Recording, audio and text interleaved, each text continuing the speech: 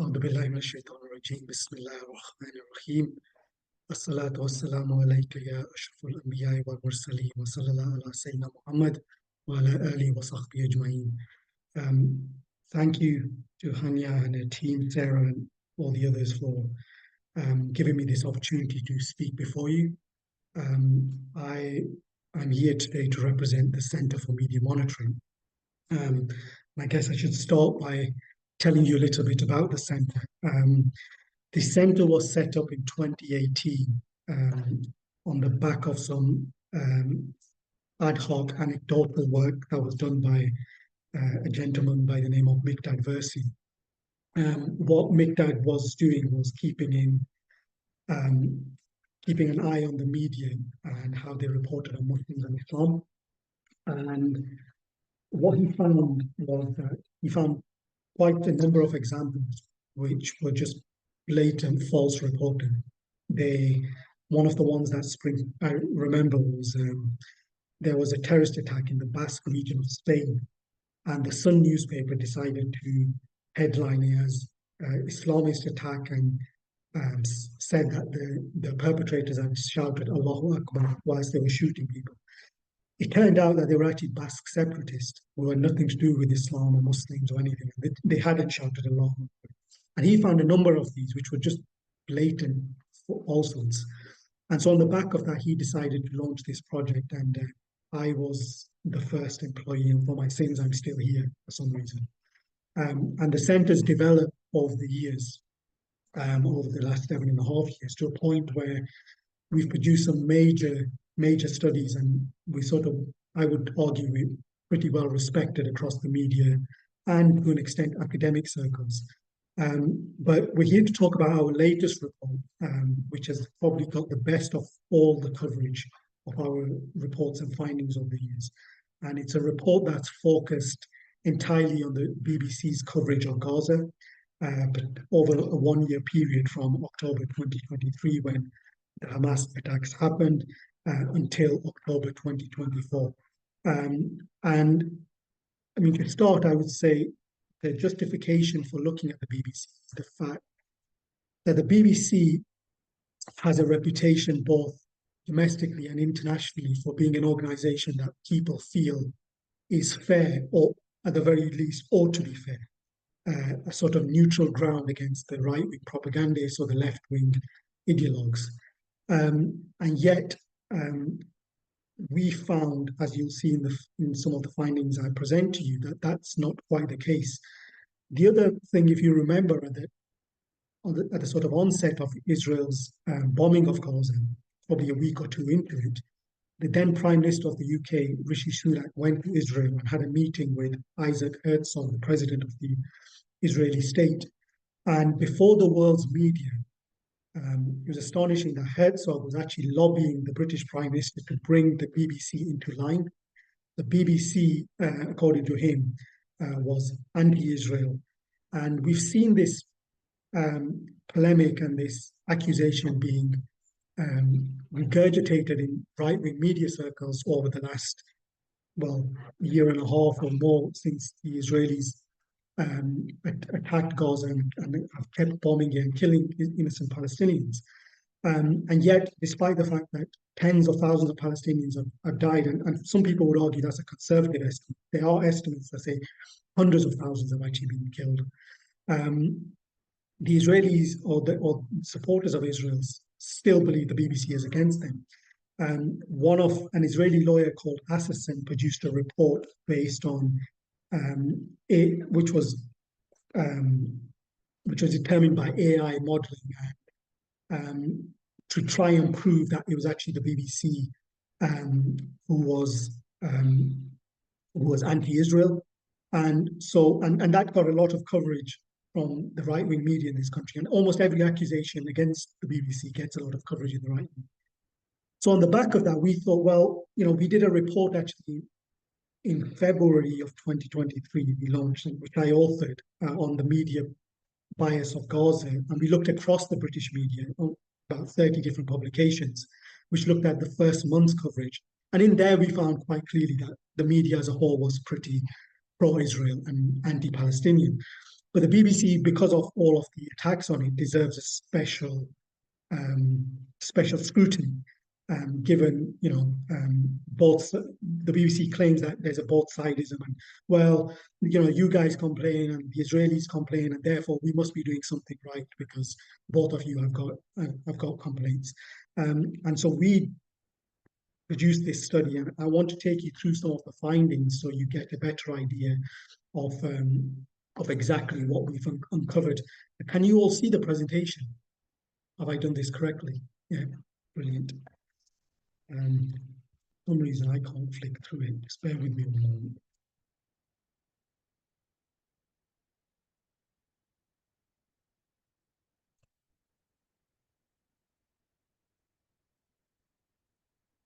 There.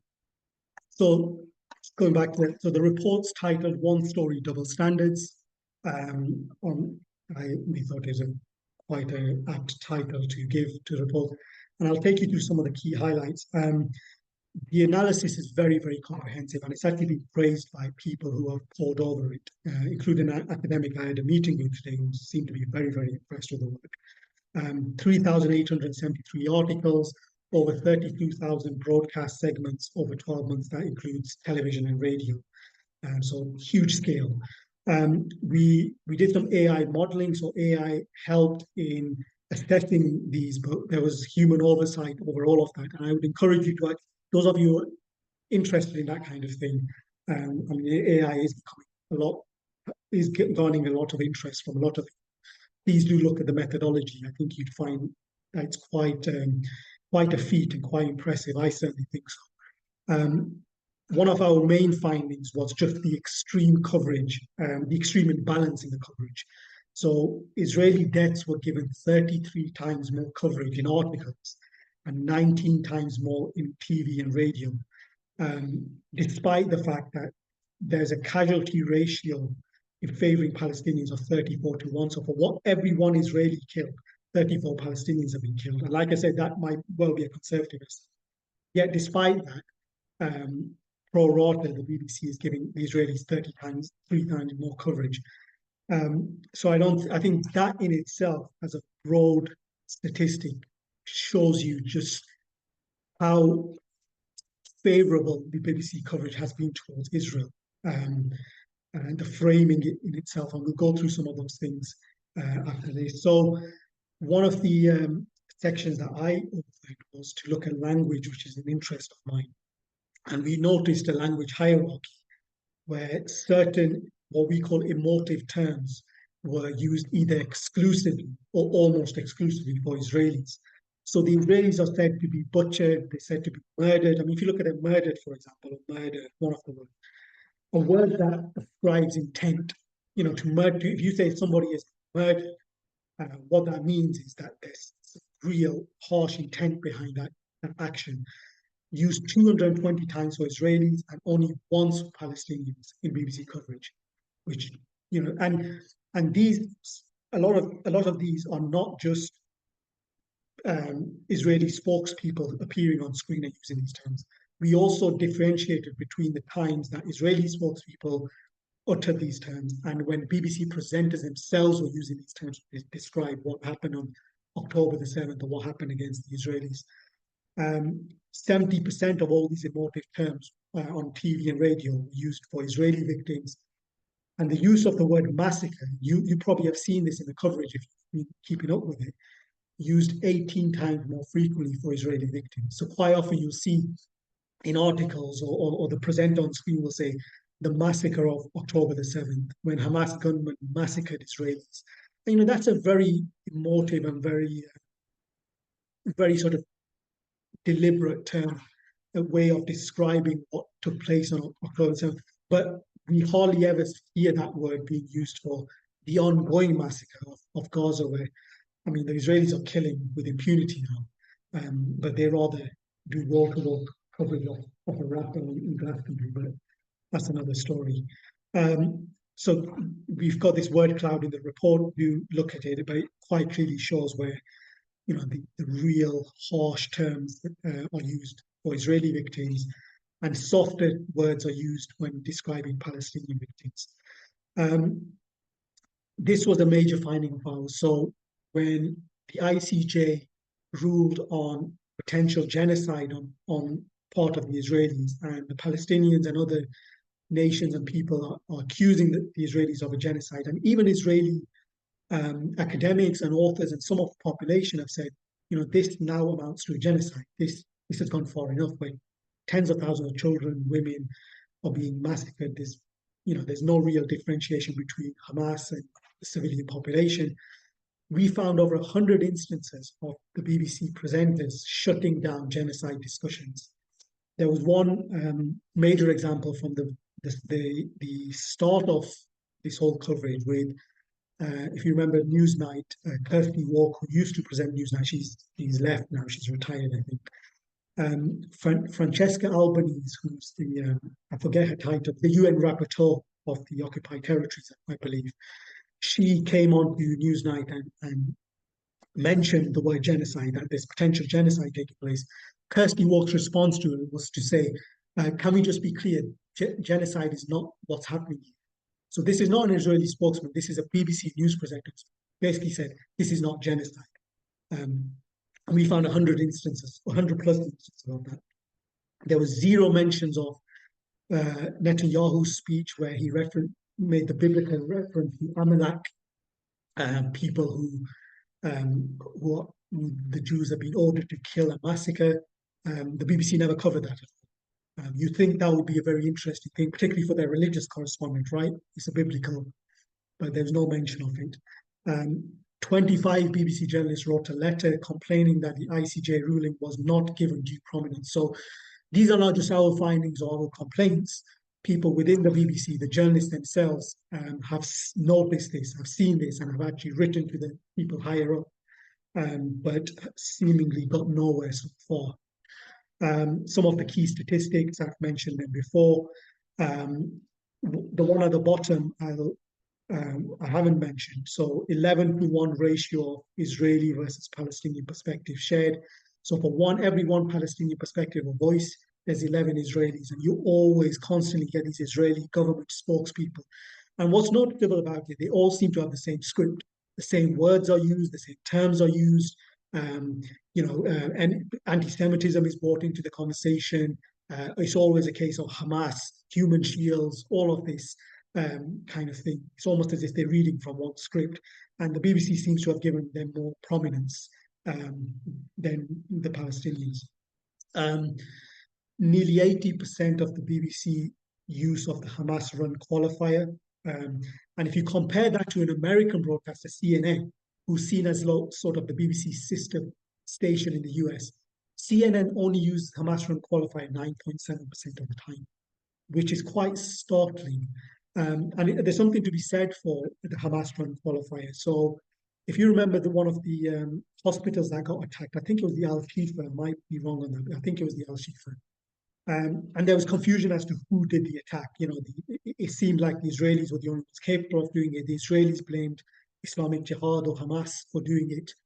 And after that, the BBC seemed to, from my findings, the BBC seemed to just qualify every time deaths in Gaza were mentioned with this Hamas-run health ministry, despite the fact that the health ministry in previous conflicts, if you want to call them that, was found to be a very, very reliable source of information, not only by outside agencies and the Palestinians themselves, by the Israelis. The Israelis were using their figures. That's how reliable they were. But for some reason, the BBC have used this Hamas run. And in our previous report that was launched, Richard Gisbert, who some of you might know, does the listening posting program on Al Jazeera, which looks at media across the world. He accused the BBC executive in that launch of using this deliberately to cast doubt on the Palestinian figures, because that's what the Israelis want. The Israelis want to cast doubt and say these are all exaggerated. And there's this thing about Hollywood, which is a play on Hollywood and how the Palestinians are really actors making all of this stuff up. 6% of Palestinian journalists, the only 6% of the Palestinian journalists who were killed, their deaths were reported by the BBC. And if you compare that to Ukraine, the figure is 62%. So even within the industry, people you think they would have some kind of fraternity with and brotherhood or sisterhood with, they've decided to mostly ignore the plight and ignore the fact that they're being murdered routinely by the Israelis. Huge coverage imbalance. Palestinian deaths seem to be less newsworthy. Only 2 times more Palestinian casualties mentioned in the headlines. So when we just isolated the headline, this is despite the fact that 34 times more Palestinian deaths. Now, you would expect more headlines to be focused on Palestinian deaths because more Palestinians have died, they've been dying routinely, they continue to be killed, and yet only 2 times as many as Israelis, which again tells you the BBC's approach, or tells you something about the BBC's approach. We look at about the idea of humanizing the victim. So the BBC ran almost the same number of victim profiles for Palestinians versus Israelis, despite the fact that there were 34 times more Palestinian deaths.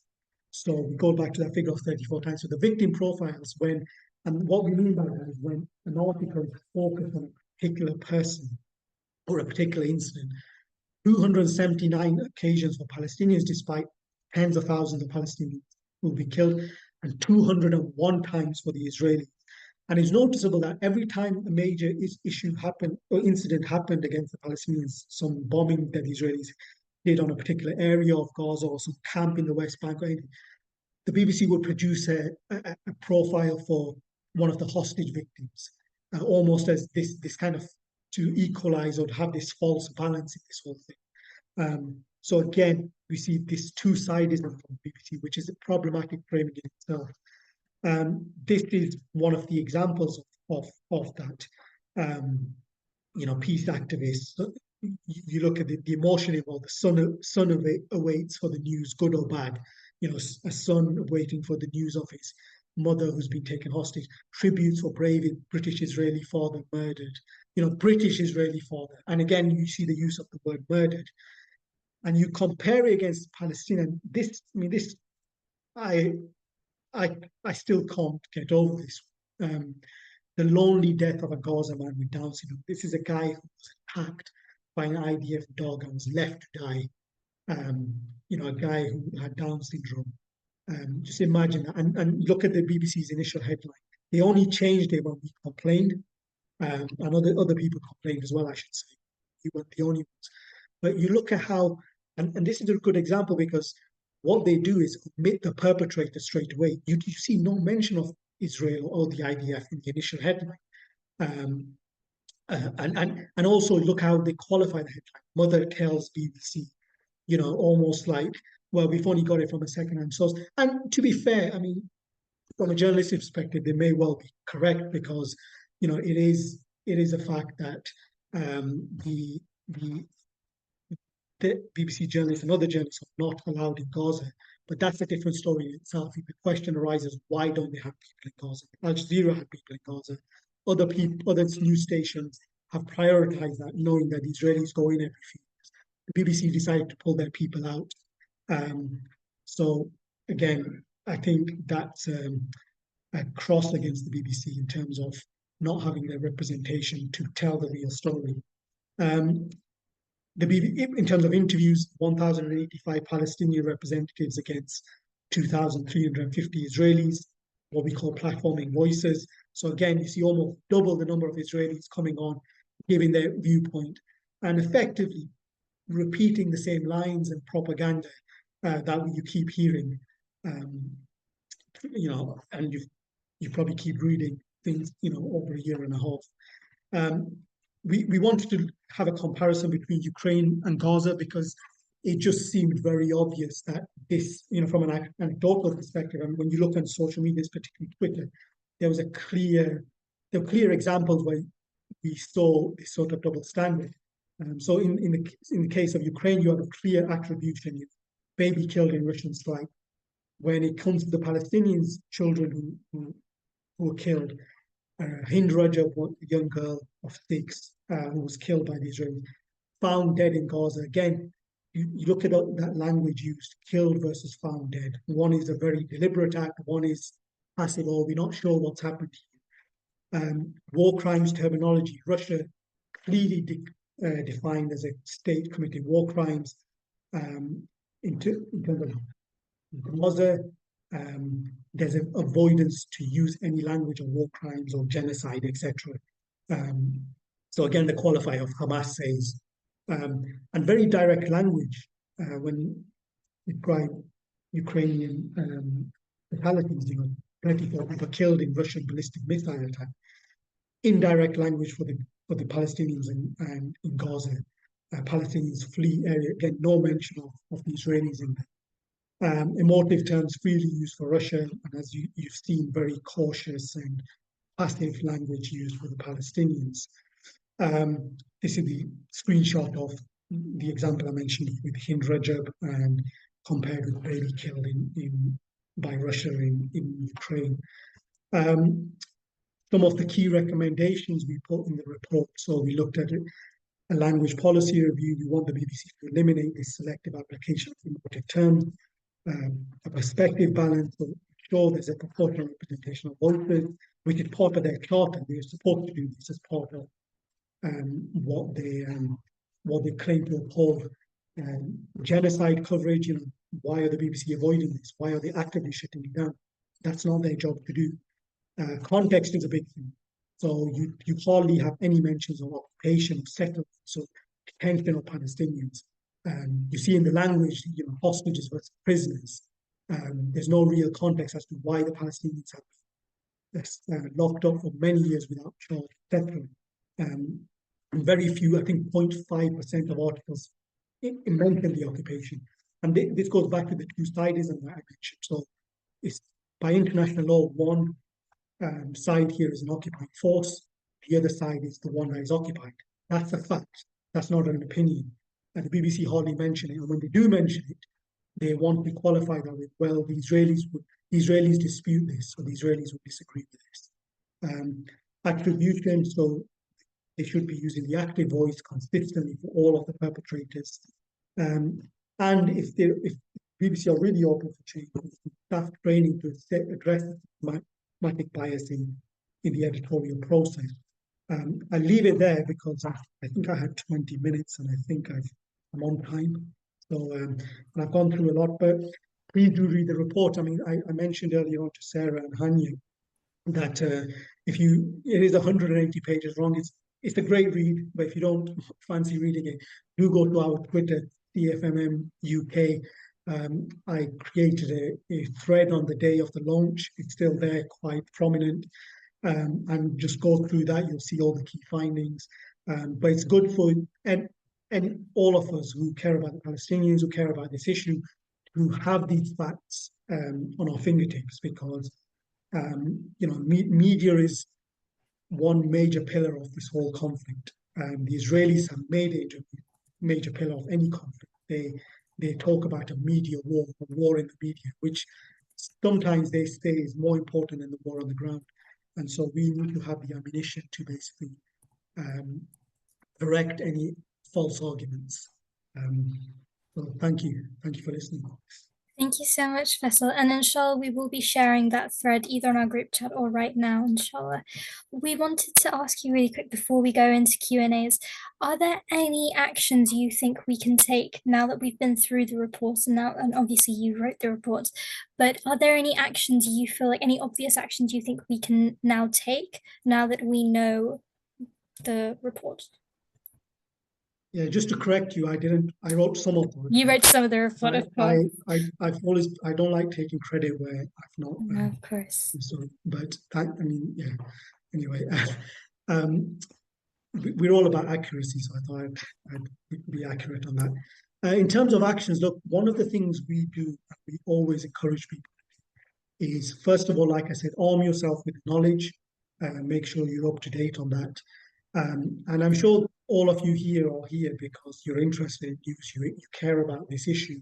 You probably watched the BBC's coverage, and you probably watched the BBC's coverage. One of the most practical things you can do is just launch a complaint. We have a complaint system. There's other organizations that we work with now called Accountable Media, who set up by a bunch of guys who have major family links to Palestine. There's another one called News Code, which is doing some impressive work. And together as organizations, we have platforms and mechanisms for you to make complaints quite easy to the BBC and to Ofcom and to others. The BBC has their own complaint form. If you need any training on that, feel free to get in contact. I'm sure we can set up a session where we provide that. And on a practical level, keep putting in these complaints and not on an emotional. I mean, I know this whole thing is emotional, and a lot of things are, when it comes to Islam and Muslims in the media, are quite emotional, particularly as Muslims for us. But try and be factual, measure against their editorial standards, hold your ground, and write into them. Hopefully, it gets somewhere. It may not, but the more pressure we can put on, the better. I mean, keep on top of the social media in that regards. There's plenty of people doing the hard work for you, like us, like other organizations, like people on social media from universities, etc., who are pointing out these examples all of the time. So that you've got all the material there to do that. Write into the BBC. You are licensed fee payers, or you will be when you've done your studies. The BBC is effectively a public-owned institution.